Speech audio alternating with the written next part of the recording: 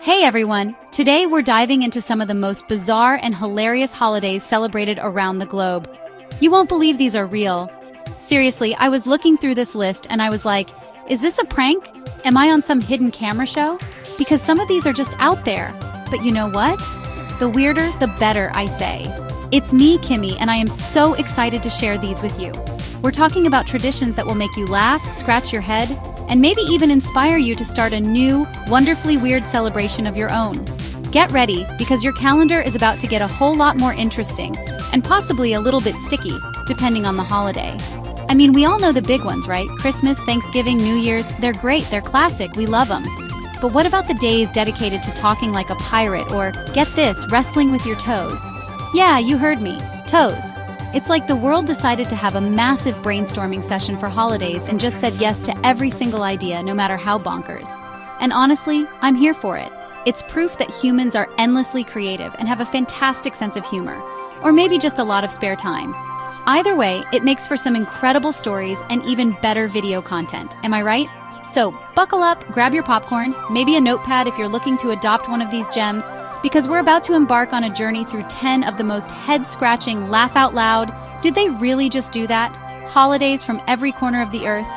Some of these involve food, some involve fire, some involve, well, you'll just have to wait and see. Trust me, by the end of this, you'll be looking at your own national holidays and thinking, maybe we could spice things up a bit. Let's get into it. This is gonna be fun. Alright, first up, we've got one that I think a lot of you might have actually heard of, but is it officially on your calendar?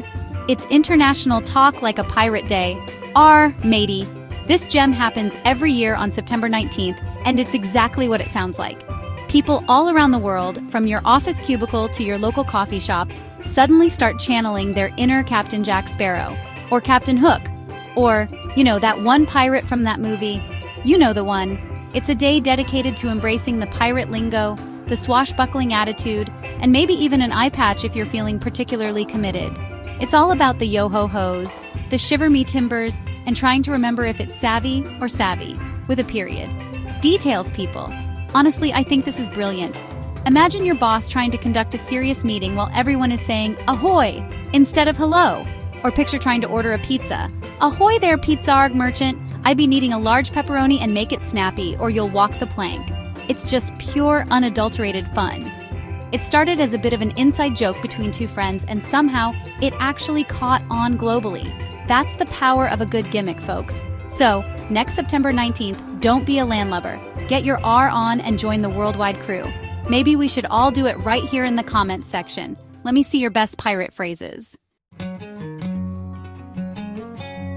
Okay, from pirates we go to feet. Yes, you heard that correctly. Get ready for the World Toe Wrestling Championships. I am not making this up, folks. This is a real competitive sport. And I use the term sport loosely, but hey, who am I to judge? Every August, brave souls gather in the UK, specifically in Derbyshire, to lock toes. That's right. They sit down, take off their shoes and socks, hopefully after a good wash, and go toe-to-toe, literally. The goal is to pin their opponent's foot, kind of like arm wrestling, but with your, pedal digits. I can't even imagine the training regimen for this. Do you do toe push-ups? Do you have a tiny toe gym? The dedication is real, though. They have referees, weight classes, I think, or maybe just toe-size classes, and actual champions. I saw some pictures, and the faces of these competitors are intense. They are giving it their all, gritting their teeth, probably trying not to laugh or get a cramp. It's one of those things that sounds completely absurd, and it is, but it's also kind of amazing that it exists. It just goes to show, if you can think of a competition, no matter how niche, someone, somewhere, is probably already doing it. So, if you've got particularly strong or agile toes, maybe this is your calling. Start training now for next August. Just please air out those sneakers. Alright, after the intensity of toe wrestling, let's take a breather with this next one. And honestly, this might be my personal favorite. It's called National Nothing Day, celebrated in the USA on January 16th. And what do you do on National Nothing Day? You guessed it, absolutely, positively, gloriously nothing. No parades, no special meals, no gift giving, no obligations whatsoever. It's a day proposed to give Americans one day of the year where they can just exist. without the pressure of celebrating or observing anything. Can I get an amen? I mean, how genius is that? Think about it. After the whole holiday rush of November and December, then New Year's, everyone's exhausted, right? You're tired of cooking, tired of shopping, tired of making small talk with relatives you see once a year. And then, boom, January 16th rolls around and it's officially sanctioned to just lie on the couch in your pajamas, binge watch that show you've been meaning to get to, and not feel an ounce of guilt. It's a holiday about not having a holiday. It's so meta, it's brilliant. I'm seriously considering importing this one. Who's with me? We could all just collectively agree to do nothing. Sounds like a dream, doesn't it? Chapter 4, Holy Tomato, It's a Food Fight Fiesta. Okay, from doing nothing to doing, well, a whole lot of something messy. Let's travel to Spain for La Tomatina. This world-famous festival takes place on the last Wednesday of August in the town of Buñol. And what happens there? Oh, just a casual citywide tomato fight involving thousands of people and literally tons of overripe tomatoes. We're talking about streets running red with tomato pulp, people absolutely drenched head to toe in squishy, juicy tomato goodness. It is, without a doubt, one of the world's biggest, messiest, and probably most fun food fights ever conceived. I've seen videos, and it looks insane in the best possible way. Apparently, it started from a spontaneous brawl in the 1940s involving some youths and a vegetable stall, and it just kind of stuck. Now, they actually truck in tomatoes specifically for this purpose. Imagine the logistics. Okay, team, we need 150 metric tons of slightly squishy tomatoes by Wednesday. Go! People wear goggles, old clothes, and just go absolutely wild for an hour, pelting each other with fruit. It's like a childhood dream come true, but on a massive, slightly chaotic scale. Afterward, fire trucks come in to hose down the streets and everyone heads off to clean up. What a story to tell. Yeah, I went to Spain and got into a tomato war with 20,000 people. How was your Wednesday? Chapter 5, Pop Till You Drop, The Sweet Sound of Stress Relief. All right, let's bring the weirdness back to the good old USA with a holiday that I think many of us secretly celebrate year-round anyway. It's National Bubble Wrap Appreciation Day. Yes, this is a real thing observed on the last Monday of January. And it's dedicated to that oh-so-satisfying, stress-relieving joy of popping bubble wrap. You can just hear it, can't you? Who among us hasn't received a package and immediately gone to town on the bubble wrap before even checking the contents? It's like a primal urge. That satisfying little snap is just so good for the soul. Apparently, this day came about after a radio station received a shipment of microphones wrapped in bubble wrap, and the sound of them popping it live on air was a huge hit. And thus, a holiday was born. I can just picture offices on this day. Productivity must plummet. Everyone's just sitting at their desks, trying to be discreet but failing miserably. Maybe they have bubble wrap popping competitions? Who can clear a square foot the fastest? It's simple, it's silly, but it's also universally understood. It's a small joy, and why not have a day to appreciate those? So next January, stock up and get poppin'. Your stress levels will thank you. Chapter 6, Vikings, Fire, and a Whole Lot of Scotland. Now let's head over to Scotland for something a bit more fiery. And I mean that literally. On the last Tuesday of January in Shetland, they celebrate Up Helliah. This is a spectacular fire festival that celebrates Shetland's Norse heritage, and boy do they go all out. We're talking squads of people dressed in full Viking regalia helmets, shields, the whole 9 yards, parading through the streets carrying flaming torches. It's an incredible sight, like something straight out of a movie. The atmosphere must be absolutely electric with all that fire and the chanting and the music. The main event, and this is the kicker, is the burning of a full-sized replica Viking longship. They build this beautiful galley boat all year, parade it through the town, and then, at the end of the procession, hundreds of torches are thrown into it, setting it ablaze in a massive, dramatic bonfire. It's a tribute to their ancestors and a way to mark the end of the Yule season. It's visually stunning, incredibly historic, and probably a little bit dangerous if you're not careful with your torch. It's a tradition that's been going on for over 100 years, and it looks like one of the most unique and powerful festivals you could ever witness. Talk about a lit night. Okay, from fire Vikings to feasting monkeys. Yes, you read that right. We're off to Lopburi, Thailand for the Monkey Buffet Festival. This happens on the last Sunday of November, and it is exactly as wild as it sounds. The local people prepare an absolutely enormous feast. not for themselves, but for the thousands of macaque monkeys that live in the area, especially around the ancient temples.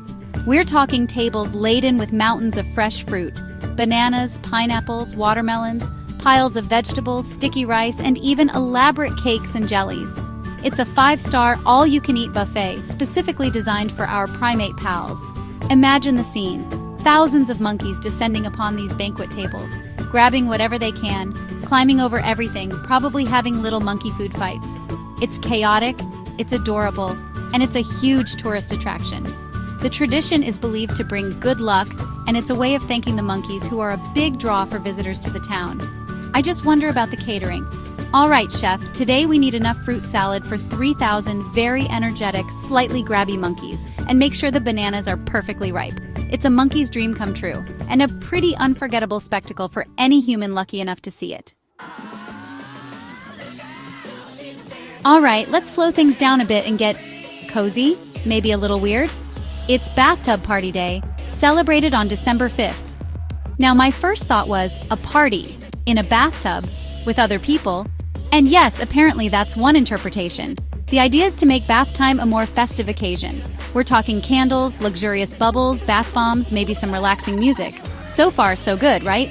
A nice solo spa day in your own tub. But then it takes a turn. The party aspect suggests inviting friends. I'm still trying to picture the logistics of that one. How many friends fit in a standard tub? Do you coordinate swimsuits? I think for most people, this holiday is probably more about pampering yourself and making your solo bath a bit of an event. Bring in your favorite snacks, waterproof preferably, a good book, maybe even a tiny waterproof speaker. And of course, your trusty rubber ducky is an essential guest. It's a day to just soak away your stress and enjoy some dedicated me time. Or if you're feeling adventurous and have some very, very close friends who don't mind tight quarters, maybe you do try the group tub thing. Just make sure everyone's comfortable with that. It's definitely one of the more intimate holidays on our list. Okay, from a relaxing bath to something that is decidedly not relaxing, unless you're the one being carried, maybe, we're heading to Finland for the Wife Carrying World Championship. Yes, this is a legitimate international sporting event held every July in Sonkajärvi. Husbands, or sometimes just any man carrying any woman, the rules vary, hoist their wives or partners onto their backs, often upside down with her legs wrapped around his shoulders, and then race through a grueling 250-meter obstacle course. We're talking sand, water pits, and hurdles. It is intense. I'm getting tired just thinking about it. And what, you ask, is the grand prize for this feat of strength, endurance, and marital cooperation or coercion? The winner receives the wife's weight in beer. That's right, however much she weighs, he gets that equivalent in glorious, refreshing beer. Now that's motivation. It's a bizarre but incredibly popular event, drawing competitors and spectators from all over the world. There are different carrying styles. The Estonian carry, the piggyback, the fireman's carry, each with its own strategic advantages. It's athletic, it's hilarious, and it's a true test of a relationship. Can you imagine the training? Okay, honey, time for our daily obstacle run. And maybe lay off the cake this week? And finally, we end with a holiday that is just delightfully quirky and a little bit mischievous from right here in the USA. It's National Sneak Some Zucchini Onto Your Neighbor's Porch Day, celebrated on August 8th. If you've ever had a zucchini plant in your garden, you know the struggle. One day you have a few, the next day you're drowning in them. They just keep coming. You've made zucchini bread, zucchini fries, zucchini noodles, zucchini everything, and you still have a mountain of green squash staring back at you. So what do you do with the overwhelming abundance? Well, according to this holiday, you embrace your inner zucchini ninja. The idea is to anonymously leave some of your surplus zucchini on your neighbor's porches, under the cover of darkness perhaps. It's a way to share the harvest, but also a bit of a prank. Imagine your neighbor waking up, opening their door and finding a random assortment of zucchinis just sitting there. Martha, did you order a squash delivery? It's harmless, it's funny, and it solves a genuine problem for gardeners everywhere. It's the vegetable equivalent of Ding Dong Ditch, but with a healthy takeaway. So gardeners, mark your calendars for August 8th. Your neighbors might just get a green surprise. And there you have it, 10 of the weirdest, wildest, and most wonderfully wacky holidays from around the world. From talking like a pirate to wrestling with your toes, and even sneaking vegetables onto your neighbor's property, Who knew celebrating could be this diverse and hilarious? I honestly don't know which one is my absolute favorite. The National Nothing Day is calling my name. But then again, a giant monkey buffet sounds pretty epic to witness. It just goes to show, there's a holiday out there for literally everything and every kind of person. My mind is still trying to process the toe wrestling, to be honest. That's some serious dedication. Which one of these bizarre celebrations would you actually want to participate in? Or maybe you know of an even weirder holiday that we missed. Let us know all about it in the comments below. I'd love to hear your thoughts and maybe get some ideas for next year's calendar. I'm thinking Kimmy's first annual office bubble wrap popping competition has a nice ring to it, don't you? Or maybe we all just agree to talk like pirates on September 19th. Imagine the comment section that day. Amazing. Thank you so much for hanging out with me, Kimmy, today and exploring these incredible global eccentricities. It's been a blast. If you had as much fun as I did, please don't forget to hit that like button. It really helps the channel out. And if you haven't already, smash that subscribe button and ring the notification bell so you don't miss out on any more fun content we've got coming your way. We've always got something cooking up over here. Until next time, stay curious, keep laughing, and maybe start planning your own weird holiday. See you next time.